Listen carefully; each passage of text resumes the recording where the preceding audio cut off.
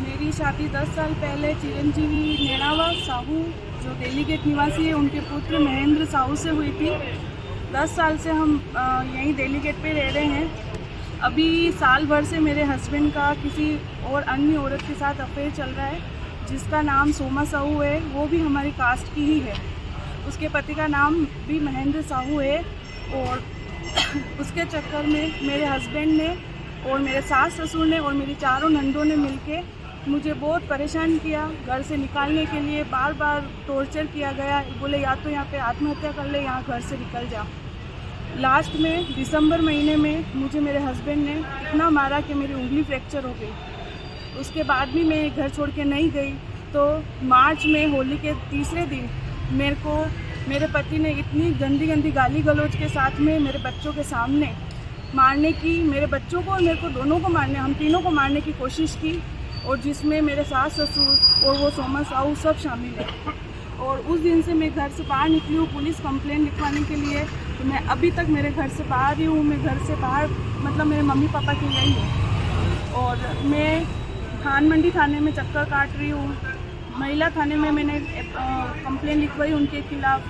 तो महिला थाने में तो सुनवाई हुई, लेकिन धान मंडी में मेरे को है ना कोई भी सुनवाई नहीं हुई। और अभी तक भी मेरे को वो दोनों मेरा हस्बैंड महेंद्र साहू और सोमा साहू इन दोनों को शादी करनी है। तो मुझे बार बार यही कॉल कर करके मेरे को है ना धमकियाँ दे रहे हैं कि तू हम मतलब डिवोर्स दे तो मैं इससे शादी कर सकूँ, डिवोर्स दे तो मैं शादी कर सकूँ। अब उन दोनों के चक्कर में मेरी और मेरे दोनों बच्चों की उन्होंने ज़िंदगी ख़राब कर दी है। अब मैं 6 महीने से मैं मम्मी पापा के यहाँ रह रही हूँ। ना तो मेरे पास में कुछ आय का कोई साधन है, कुछ भी नहीं है। मेरे मम्मी पापा की भी इतनी कोई स्थिति नहीं है कि वो हमारा है ना पूरा खर्चा उठा सके। मैंने बीएड कर रखी है लेकिन मेरे पास कोई भी डॉक्यूमेंट नहीं है। मेरी पढ़ाई का सारे हड़प लिए उन्होंने और ज्वेलरी तक ले ली और बोले कि है ना यहाँ से निकल और डिवोर्स पे साइन कर। धान मंडी थाने में भी रिपोर्ट दी है कि मेरे को मेरी वाइफ मतलब वो सोमा साहू मेरे को धमकियाँ दे रही है, गाली गलौज कर रही है, गलत केस में मेरे को फंसाने की कोशिश कर रही है।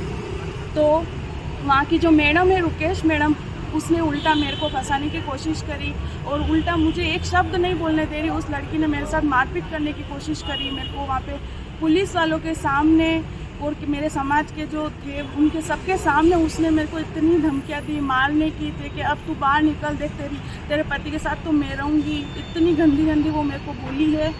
अब मैं क्या करूँ, मैं किसके पास जाऊँ? मैं एसपी सर के यहाँ पे आई हूँ। अब मैं देखती हूँ कि यहाँ से मेरे को न्याय कितना मिलता है, क्योंकि मैं बहुत परेशान हो गई हूँ। अब मेरे दोनों बच्चों की भी ज़िंदगी मतलब उन्होंने बिल्कुल ख़राब कर दी है।